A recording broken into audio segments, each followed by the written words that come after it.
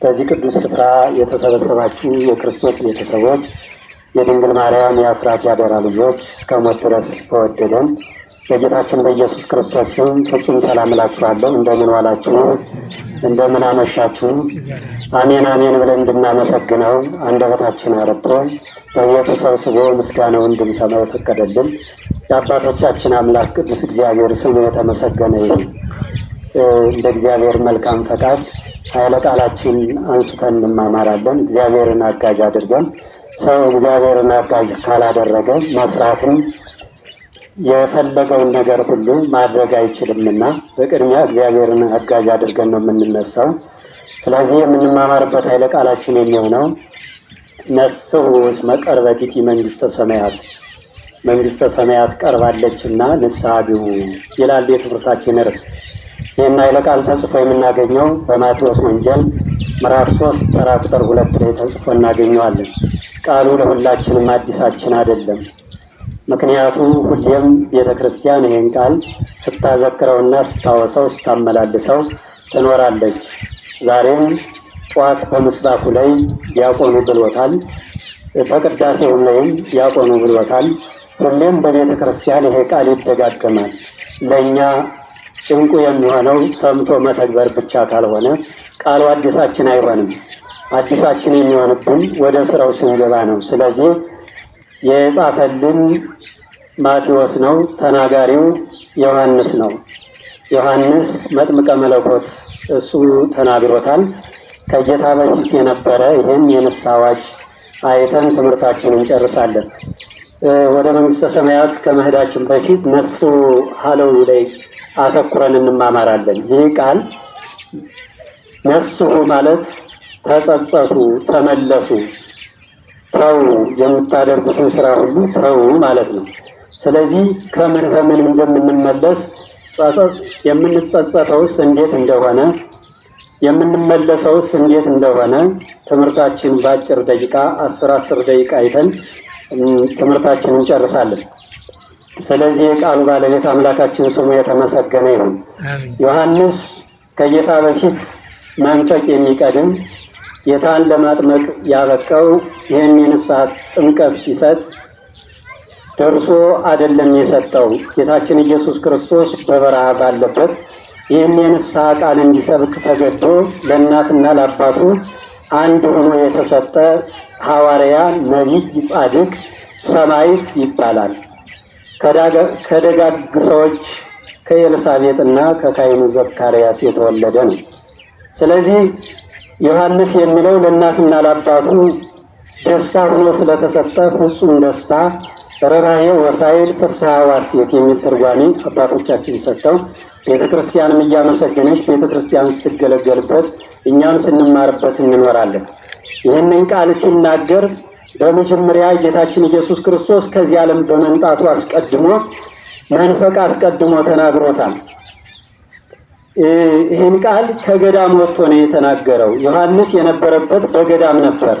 እንዴት በገዳም ይቀመጣል ትሉኝ እንደሆነ ዮሐንስ ጌታችን ኢየሱስ ክርስቶስ ተወልዶ ሄሮድስ ጌታን በሚያስገድልበት ሊያስገድል ባስፈለገው ጊዜ ወደ ግብጽ ሲሰደድ ስደታቸውን ከድንግል ማርያም ከእናቱ ጋራ ከዮሴፍ ከሰሎሜ ጋር ስደታቸውን በሚቀጥሉበት ጊዜ መንገድ ላይ ከካህኑ ዘካርያስ ቤት አርፈው ነበር።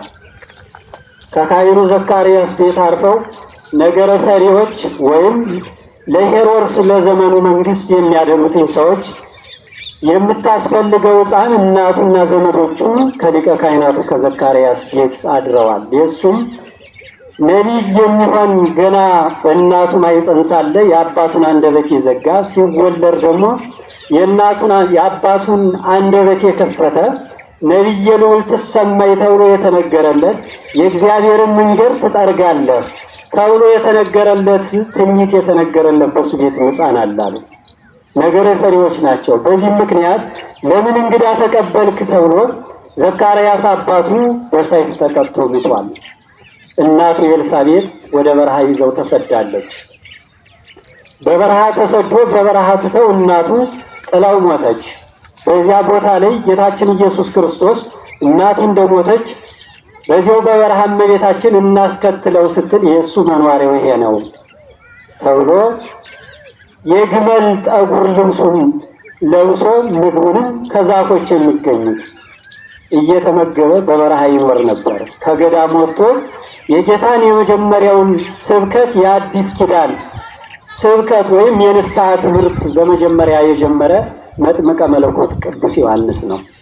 ስለዚህ ነስሑ የሚለውን ቅዱስ ዮሐንስ ተናግሮታል። ከዚያም በፊት በአባቶቻችን ንስሐ ከዘመነ ከሕገ ልቦና አንስቶ ከሕገ ኦሪት ከሕገ ኦሪትም ጀምሮ እስከ ሕገ ወንጌል ድረስ እየተነገረ እስከ ዕለተ ምጽአት ድረስ ይኖራል።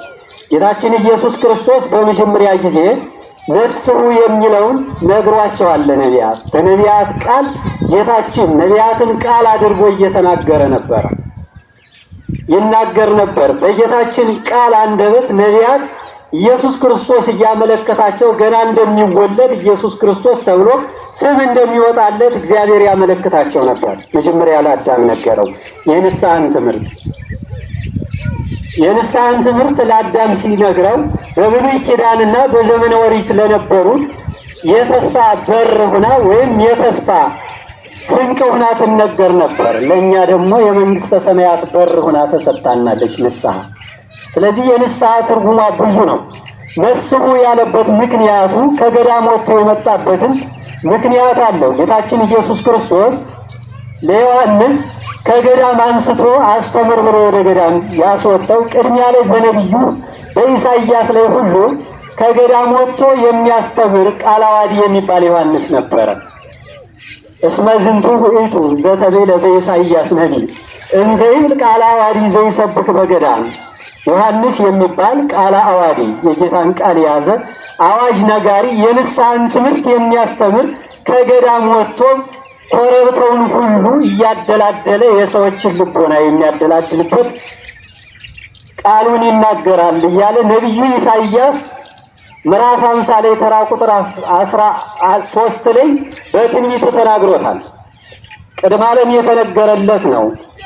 ቀደም ሲል ነቢያት የተናገሩለት ዮሐንስ ነው። ስለዚህ ገዳም የተባለው ምንድነው ቢባል ገዳም የተባለው የአይሁድ ልቦና ነው። ጌታችን ኢየሱስ ክርስቶስ ተወልዶ ከዚህ ዓለም አሳደውት ስለነበረ ከገዳም ወጥቶ አስተማረ። ይህንን በመጀመሪያ ጊዜ ሲያስተምራቸው ምን አይነት ትምህርት ነው እያሉ አይሁድ ዮሐንስን ለመጣላት ይነሱ ነበር። ይህን ግን ዮሐንስ ወደ ኋላ አላለም። ከገዳም ወጥቶ ነው ያስተማረው። ከአይሁድ ልቦና የነበረውን ትምህርት የነበራቸውን ክፋት እንደ ገዳም በገዳም ምንም አይገኝም ባዶ ዱር ነው ይላል። በገዳም ባዶ ዱር እንደሆነ እስከሆነ ድረስ በአይሁድ ልቦናም የነበረው ምንም መልካም ነገር የላቸውም ነበረ። መልካም ነገር በልቦናቸው የለም ነበር። ከገዳም ወጥቶ ያስተማረውን ስለዚህ ነው። እሱ ከየት አግኝቶት ነበር ቢባል ቀድሞ በነቢያት ቃል ይሰማው ነበረ። ቀድሞ በነቢያት ያስተማሩትን ቃል ሰምቶት ነበረ። ይህ ንስሐ ለአዳም የተነገረለት አጥቶ ስለነበረ መመለስ መጸጸት ወይም መተው የሚለውን አባታችን የፍጥረት ሁሉ ቀዳሚው የሆነው አዳም መነሻችንም መድረሻችንም እሱ እስከሆነ ድረስ የነበረውን አጥቶ ስለነበር ቅዱስ እግዚአብሔር የነበረውን ሲያጣ ብርሃን የነበረውን ልብሱን ሲገፈፍ ራቁቱን ሆኖ የነበረውን አጣ። ጌታችን ኢየሱስ ክርስቶስ የሰጠውን አጣ። ሲያጣ በቅጠል ውስጥ ተደበቀ፣ አፍረት ከበበው። ልብስ ሳይለብሱ ለነሱ ሰማያዊ ልብስ የለበስን መስሏቸው ከሔዋን ጋር ሲተያዩ አይስተፋፈሩም ነበር፣ በብርሃን ተጋርደው ነበር። አታድርጉ የተባሉትን ግን ካደረጉ በኋላ ሰማያዊ ልብሳቸው ሲገፈፍ የሚተያዩት ሁሉ የአፍረት መተያየት ሆነና ስለዚህ በጉናጉና ቅጠል ወይም በበለስ ስር ተደበቁ። ያኔ ጌታችን ኢየሱስ ክርስቶስ ይህን ቃል ነስሑ የሚለውን ይዞላቸው መጣ። ከዚያ ንስሐ ያደርጉት ከነበረው መመለስ የሚለው ከነበሩበት ቦታ የሚሄዱበት ከዚያ ከማይሆን ቦታ ይገሰግሱ ከነበሩት መመለስ ነው። መመለስ ወደዚህ መምጣት ማለት ነው። ወደ ወንጌል መመለስ፣ ወደ አማናዊ ትምህርት መመለስ ማለት ነው። ይህንን ነው የተናገረው። ንስሐ የሚለውን ሲናገር አዳም ጌታችን ኢየሱስ ክርስቶስ በሰው ድምፅ እያሰማ አዳም ወዴት አለ የሚል ድምፅ አሰማው። እኔማ አንተን ፈርቼ በዛፍ ስር ተደብቄአለሁ አለ። ከኢየሱስ ክርስቶስ ተደብቆ የሚያመልጣል የለም። እናንተ ተደብቆ የሚያመልጣል ልትሉ ትችላላችሁ። ምናልባት ዘመናዊ መደበቂያ ምናምን ካለ ሰዎቹ በየቤታችን ተደብቀን ያመለጥን ይመስላቸዋል። በከተማችን እንደውም መደበቂያ ተብሎ እንደው ጭምቅ ያለ ነገር ነው። ቤቱ በስንት አይነት ነው። ደግሞ አሁን ደግሞ መንገዱ ታጥሮ መሄጃ ሰው እያጣ ነው። ተዘግቶ ማለት ነው። ስለዚህ ከሞት የሚመለጥ ቢሆን በበር በጣም መልካም ነበር። በሯ ለመጀመሪያ የተዘጋው አዛ ደግሞ ድንገተኛ በር የምትሉት አለ። አዛ ደግሞ መንገዱ ደግሞ ሰው እንዳያልፍ እንዲሁ ነው። ሞት አይመለጥም። አዳም አመልጣለሁ ብሎ በምንድነው የተደበቀ? አታድርግ የተባለውን ካደረገ በኋላ በጉናጉና ቅጠል ስር ወይም በበለስ ስር ተደብቆ ጌታችን ኢየሱስ ክርስቶስ ሲመጣበት የያዘው ፍርሃቱ ያደረገው ድርጊት ቀድሞ ወዴት አለ ሲለው እኔማ ያለው በዚህ ነው አለ። ተደብቆ ከሞት ማምለጥ አይቻልም። በልተነስና ለምን ይሄን አደረግክ አለው። የሰጠኝ ትርዳህ ብለህ የሰጠኝ ሔዋን አሳተችኝ። እሷም ስትጠየቅ በተደጋጋሚ እባብ አሳተችኝ አለ። ለሰው ልጅ ራሱ ነው ስህተት ምክንያት የሚያመጣት እንጂ አንዱ ሰው ለአንዱ ስህተት አይሆነውም። ከዚያ ስህተት መቆጠብ ይቻላል። ምክንያቱ አንድ ጓደኛ ወደ ስርቆት እንድ ቢለው አብሮ ሄዶ እሱ ምክንያት ሆነ ማለት አይቻልም። በሱ ግር አይደለም የሄደ በራሱ ግር ነው አይሄድ። የተሰጠው ልቦና ራሱ አዋቂና መርማሪ ወይም ልባዊ ልቦና ተሰጥቶታል። ይህንን አዋቂነቱን እንደተሰጠው በዚያ መጠቀም ነበረበት። ስለዚህ ምክንያቱን መደርደር አላዋጣውም። ጌታችን ኢየሱስ ክርስቶስ በደብረ ቅዱስ አስቀምጦ ከዚያ ድርጊቱ በንስሐ እንዲመለስ አድርጎ ጸሎቱን እንዲሰማው ከዚያ ሁሉ ተመልሶ ልጆችን ሰጥቶ የአዳም ዘር ተብሎ ከልጅ ልጁ ተወልዶ አድኖታል። መመለስ የሚለው ይሄ ነው። መጸጸት የሚለውም ተመሳሳይ ነው። መጸጸት፣ መመለስ፣ መተው የሚለው ተመሳሳይ ነው። ይህን ንስሐ ከአዳም አንስቶ እስከ ሙሴ ከሙሴ አንስቶ እስከነ መልከጼዴቅ እስካሁኑ ድረስ ባሉት ሊቃውንት ሲነገር ነበር። ለእኛ ግን አዲሳችን ወይ ምናልባት በጆሮአችን እየሰማው ከልቦናችን ውስጥ የለም። በጆሮአችን ሁሉ እንሰማዋለን ንስሐ ግቡ የሚለው ነው። ብዙ አባቶችም ንስሐ ግቡ ይላሉ። ቤተክርስቲያንም ይሄን አዋጅ ሁልጊዜ ለሰው ልጅ እንባዋን እያንጠበጠበች ጩኸቷን ያቋረጠችበት ዘመን የለም። ቤተክርስቲያን ስለ ንስሐ ማታ ላይ ስትመጡ በሰዓታቱ አባቶቻችን 24 ሰዓት ቁመው የሚሰብኩትን ስለ ንስሐ ነው። በሚያሳዝን ዜማና ልብን በሚመስጥ ዜማ እናታችን ቅድስት ቤተክርስቲያን ስለ ንስሐ ትሰብካለች። ያንን ነው ንስሐ ግቡ ያለው። ዋናው አተኩሮታችን ከንስሐ ላይ ነው። ንስሐን ከገባን መንግስተ ሰማያትን ስለማናጣት ብዬ ነው። ከልቦናችን ያለውን ውስጥ እድፋችን ከከላን ኃጢአታችን ካስወገርን መንግስተ ሰማያት የማን ትሆናለች? በንስሐ በር ላይ ነው የምትሄደው። ለእኛ በር ሆና ተሰጥታለች። ለእነሱ ደግሞ ቀድሞ ለነበሩት ተስፋ ሆና ነው የተሰጠች። ከተስፋና ከሚሰጠው ነገር ተስፋ ሆኖ ከሚነገረው ተስፋ ሆኖ ተስፋ አለ ከሚባለውና በዓይን አይቶ በእጅ ተቀብሎ ከቤቱ ማስቀመጥ የትኛው ይሻላል? በእጅ ተቀብሎ በልቦናው ይዞ የራሷን ንጹሕቱን መያዝ ነው የሚሻለው። ስለዚህ ያንን ነበር ዮሐንስ ሲሰብከው የነበረ። ጌታችን ኢየሱስ ክርስቶስ ይመጣልና እያለ አስቀድሞ ዲያቆናቱ ይህንን መናገሩ ዮሐንስ አማናዊ ንስሐን በመጀመሪያ ሰበከና ጌታችን ኢየሱስ ክርስቶስ እንደ ካህናቱ ዮሐንስ እንደ ሊቀ ዲያቆኑ ሆኖ ነው የተናገረ ብለው አባቶቻችን ይህንን ተናግረውታል። መንገዱ ሁሉ ይጠረግ ነው ያለ። መንገድ የተባለው የሰው ልቦና ነው። መንገድ ንጉሥ ሲመጣ ጎርጓዳው ሁሉ ሞልቶ ኮረብታው ዝቅ ብሎ ሰረገላ ፈረስ መኪና እንደሚያስገባ ሁሉ ልቦናችሁን አስተካክላችሁ ኢየሱስ ክርስቶስ ፀሐይ ጽድቅ ሲመጣ እናንተ የተስተካከላችሁ ሁናችሁ በቀኝ እንድትቆሙ ብሎ ነው የሚሰበከልን። ስለዚህ ከዚያ ሁሉ መመለስ ማለት ነው። መጸጸት ከነበረው ስራ ይህማ የተስተካከለ ነገር አይደለም ብሎ ከዚያ መመለስ ማለት ነው። ከዚያ መመለስ ማለት መንገዱ ይስተካከል፣ እሾሁ ይነቀል፣ በልባችን ያለው ቂም በቀል ሁሉ በልባችን ያለው ክፋት ሁሉ ይነቀላል።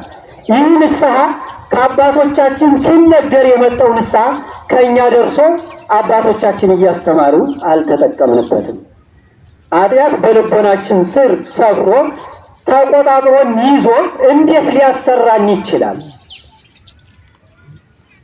ከታላቅ ዛፍ ስር ወይም ከወርካ ስር ያለ ሳር ወይም እህል በዛፍ ስር ቢዘሩት አይበቅልም ወይም አያፈራም። እህሉ ከሆነ አያፈራም፣ የሚያፈራ የለም።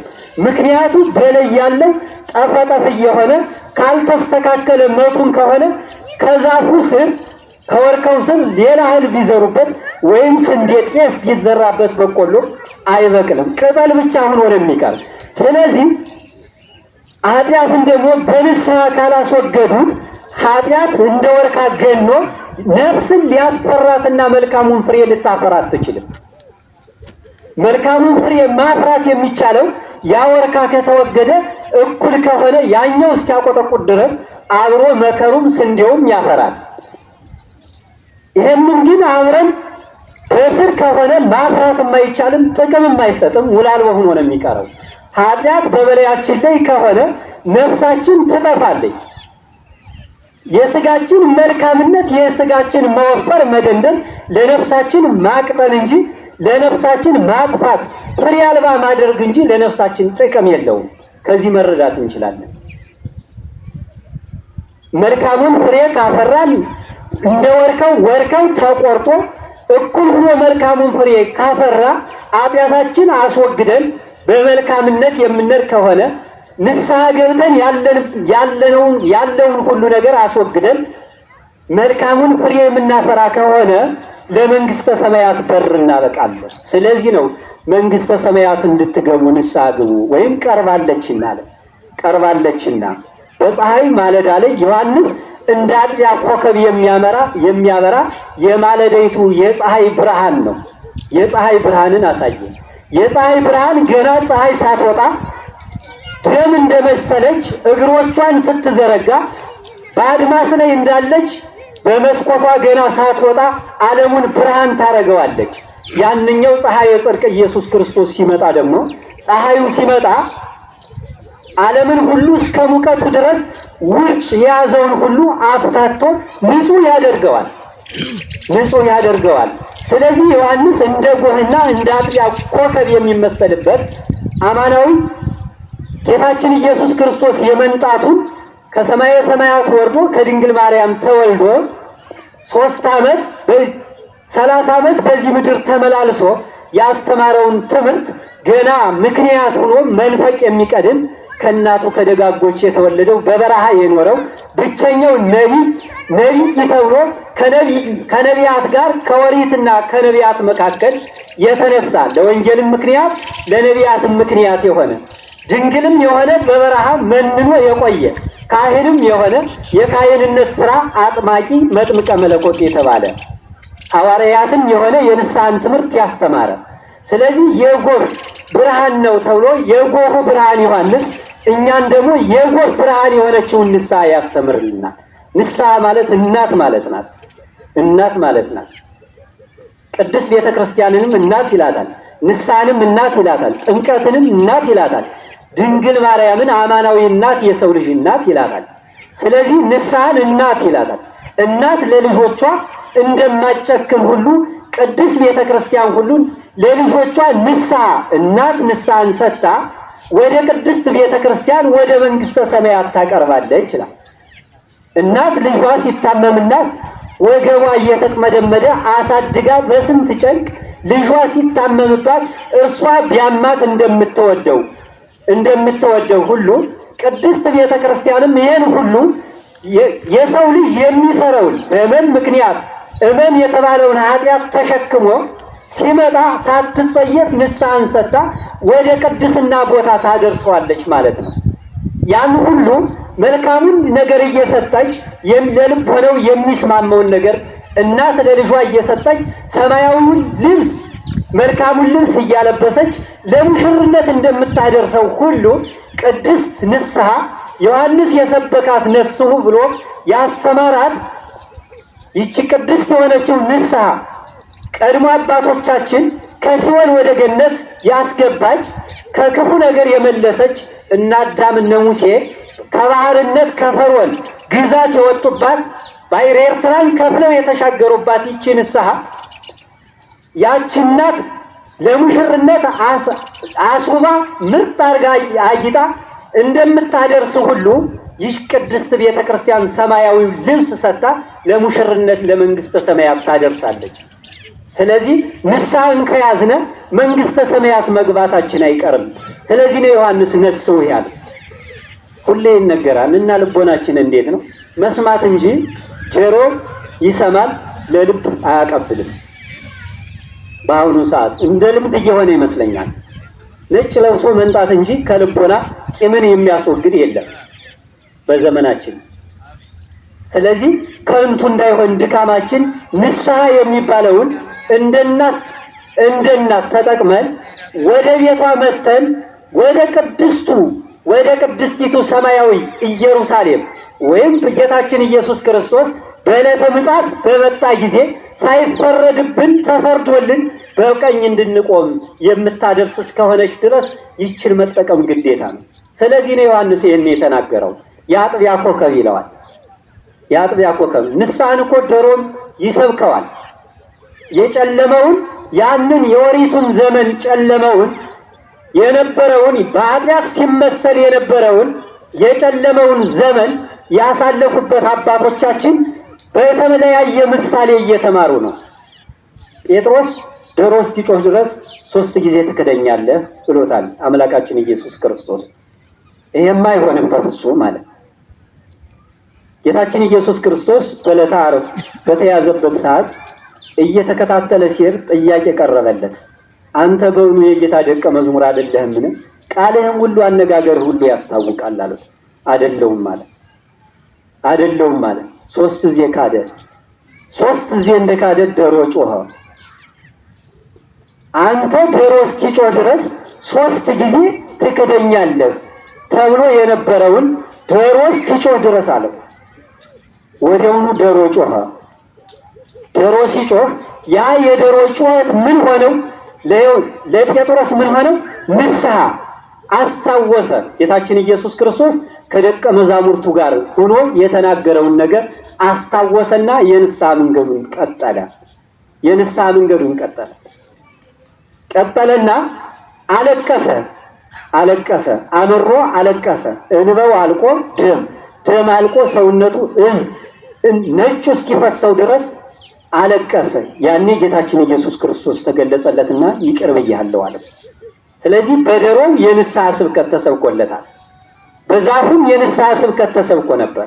በታላቁ ነቢይ በመጥምቀ መለኮት በቅዱስ ዮሐንስ ይቅርና በዛፉ ተሰብኮለት ነበረ። ይሁዳ እንዳለመታደል ሆኖ ጌታውን ሸጠ። የጌታ ደቀ መዝሙር ሆኖ የነበረው ጌታውን ከሸጠ በኋላ ብሩን ለአይሁድ በትኖላቸው ገመዱን ይዞ ወደ ዛፉ ሊንጠለጠል ሄደ። ነስ ከመሆ ከጴጥሮስ እንደ ወንድምህ እንደ ጴጥሮስ ንስሐ ግባ አለችው። ያኔ ግን እሱ አላስተዋለም። ታንቆ ከመሞት ደረሰ። ወይም ከዛፉ ላይ ወድቆ ቆስሎ እንዳልሆነ ሆኖ ሞተ። ምክንያቱም ያደረገው ድርጊት ጥሩ አይደለምና የምናደርገው ስራ መልካም ካልሆነ አሟሟታችንም አኗኗራችንም መልካም አይሆንም። ስለዚህ ነው ዮሐንስ የንስሐን ትምህርት በመጀመሪያ የሰበከ። የአይሁድ ልቦና ደንድኖ ስለነበር በገዳም የተመሰለው ምንም እንደማይበቅልበት የአውሬና የእንስሳት መዋያ የሳርና የእንጨት የእሾህ መብቀያ የሆነው ጫካው ለዮሐንስ ሲያፈራለት የነበረው ዛፍ ተመስሎ በክፉ ተመስሎባቸዋል። ለክፉዎች የእናንተም ከጫካ ወጥቶ ያስተማራችሁ ዮሐንስ የእናንተ ልቦና እሾህ ክፋትን የበቀለበት ነው። ክፋትን የሚያበቅል የኔን ትምህርት የማትሰሙ። ስለዚህ ነው ከዚያና አንስቶ ያስተማራቸው። ዮሐንስ የመጀመሪያችን የአዲስ ስብከት ያስተማረን ታላቁ ሐዋርያት፣ ታላቁ ሰማይ፣ ታላቁ ጻድቅ ጻድቅ ነው፣ ብቻውን የኖረ ነው፣ ድንግል ነው፣ በበረሃ የኖረ ነው፣ ነቢይ ነው። በነቢይነቱ ትሰመይ ነቢየ ልዑል ትሰመይ ተብሎ የተነገረለት እሱ ነው። ስለዚህ መጥምቀ መለኮትን ሊያጠምቅ የቻለው ንስሐን ትምህርት ሊያስተምር የቻለው ስለዚህ ነው። በዲያቆናትም ተመስሎ መጀመሪያ ዲያቆናት ወንጌሉ ከመባሉ በፊት ይህን ቃል ነው የሚናገሩት። አማናዊ የጌታችን የኢየሱስ ክርስቶስ ወንጌሉ ከመነበቡ በፊት የዮሐንስን ትምህርት አዳምጡ። መጀመሪያ ንስሐ ገብታችሁ ወደ ጌታችን ወደ ኢየሱስ ክርስቶስ ቅረቡ። ያ የብርሃኑን መጀመሪያ ሙቀት የሌለውን ብርሃን እንደሰጣችሁ ዮሐንስ እናንተም ንስሐ ገብታችሁ ሥጋ ወደሙን እንድትቀበሉ ፀሐየ ጽድቅ አማናዊ ኢየሱስ ክርስቶስን ስታገኙ ፀሐየ ጽድቅ ፀሐዩ ሲወጣ የሚሞቀው ሰው ሁሉ የታመመው ፈተት ይላል፣ የረጠበው ይደርቃል። ኢየሱስ ክርስቶስ በንስሐ የመጣውን ሰው በኃጢአት የጎሰቆለውን ወደ መልካምነት ሲመጣ ሥጋ ወደሙን ሰጥቶ ንጹሕ ያደርገዋል። ስለዚህ ከዚያ ድርጊታችሁ ተመለሱ ከክፉ ነው ብሎ ያስተማረን ይህ ሐዋርያ ማለት ነው።